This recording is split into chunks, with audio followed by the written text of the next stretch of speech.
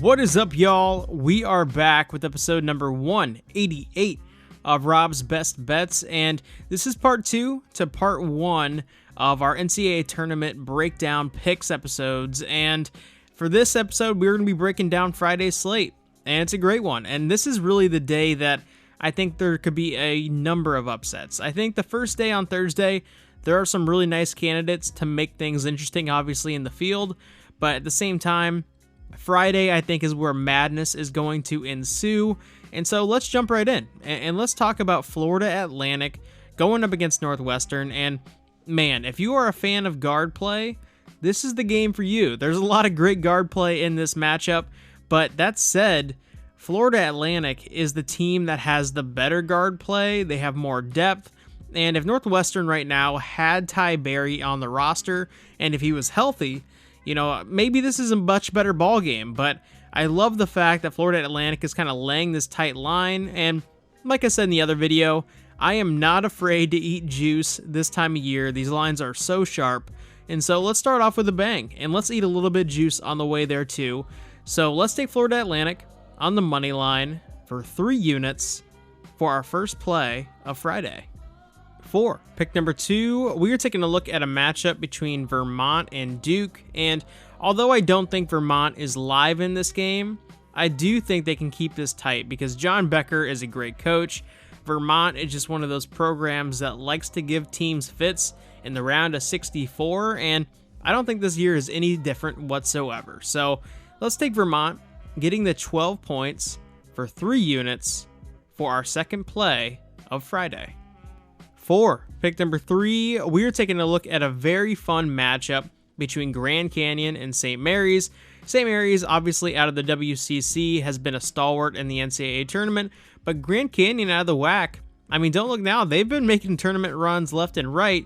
Maybe not runs in the tournament, but appearances, and definitely runs in March to get here in the first place. And Bryce Drew has got this team absolutely clicking on all cylinders right now. They are steamrolling teams.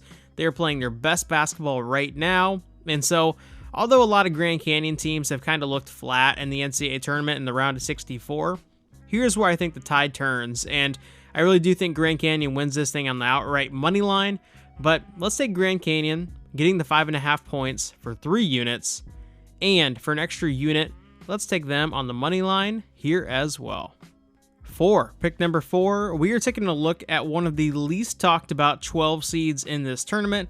That's UAB. And the reason why UAB is one of the least talked 12 seeds in this tournament is because they kind of stole this bid. This was supposed to be really Florida Atlantic's conference to run through, and they didn't even make the conference title game. So that's a lot of controversy that surrounds Florida Atlantic and whether or not they should even be in this tournament.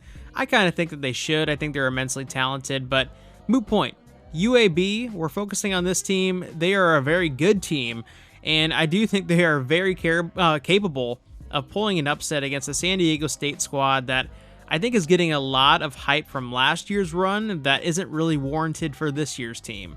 So let's take the 7.5 points with UAB for 4 units, and for an extra unit, let's take them on the outright money line here as well.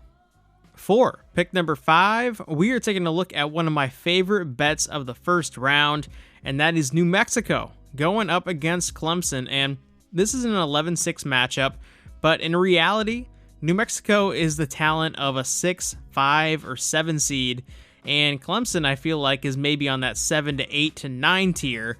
And so you have New Mexico, the 11 seed, laying points. They are laying points for a reason.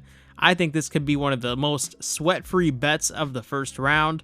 So let's take New Mexico on the money line for 5 units for our 5th play of the day.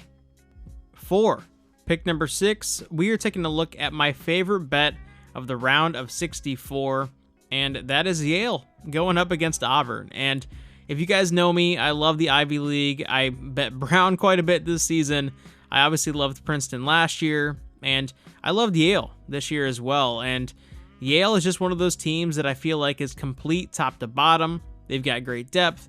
They've got great shooting. They can win in a number of different ways, and they are getting underseeded here, in my opinion. It's a very, very tough draw for Auburn, who can be jump shot reliant at times and also just very up and down in tournament action. And I think this is a game where they're going to get got. I know that Auburn made an incredible run through the SEC tournament and just steamrolled teams left and right, but sometimes that can play as a detriment, and I do think it's going to play as a detriment here, and I think Yale's going to get them. So let's take Yale getting the 13 points for 5 units, and for an extra full unit, let's take Yale on the outright money line here as well. All that being said, y'all, I just really want to thank you guys for checking out today's video, and if you drop a like down below, if you leave a comment, if you subscribe to the channel, I really do sincerely appreciate you guys. And it's been a rough stretch over the past 3-4 weeks, but at the same time, we had our best little 4-day stretch over the past 4 days, or at least 4 days of game action, that is, where we are bringing in over 50 units. So great end to conference tournament action.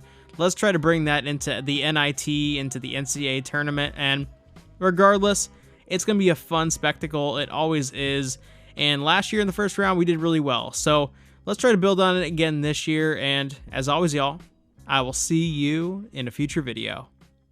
Take it easy.